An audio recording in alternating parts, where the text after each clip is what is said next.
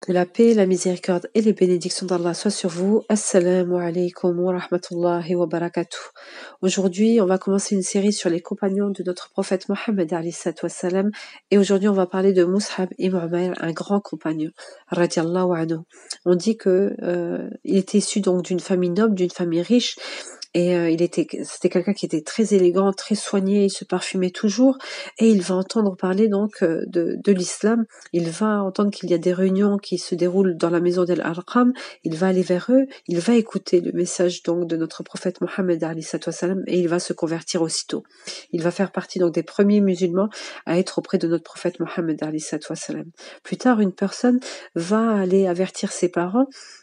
Et ses parents, fous de rage, lorsqu'ils l'ont appris, ils décident d'attendre donc sa venue et ils vont l'enfermer sans lui donner ni à manger ni à boire pendant plusieurs jours. Et il va rester ferme, il va proclamer sa foi encore et encore.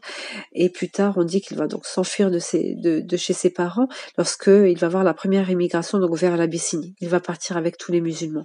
Et ensuite, ils vont revenir donc à la Mecque. Et à son retour, on dit que c'était quelqu'un qui était complètement métamorphosé, vraiment de la richesse dans toute son apparence en fait. Et là, il était revenu avec de modestes habits, subhanallah. Il avait tout abandonné pour Allah Azza wa Jal.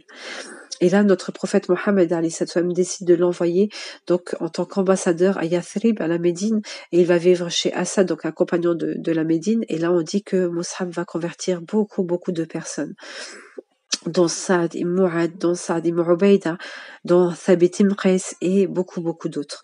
On verra justement par la suite lorsqu'on va parler des autres compagnons.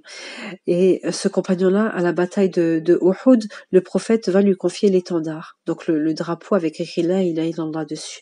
Et on dit qu'il tenait l'étendard d'une main, une épée dans l'autre, et les Qurayshites vont venir et ils vont donc lui couper une première main. Et il va reprendre donc l'étendard de l'autre côté. Et ils vont lui couper la deuxième. Il lui restait donc plus qu'un bout en fait de ses bras, et il va garder l'étendard contre sa poitrine. Et on dit qu'il va mourir dans cette bataille-là. Et le prophète, quand il va voir donc à la fin donc de cette bataille-là, il va voir Omar et il va dire: je t'avais vu avec les plus beaux des habits, et là je te vois avec une tête ébouriffée, je te vois avec une grosse cape. Et on dit que lui et tous les compagnons autour de lui ont beaucoup pleuré à la mort de Mus'ab ibn Umair. Qu'Allah soit satisfait de ce compagnon. Amin ya Rabbil Alamin.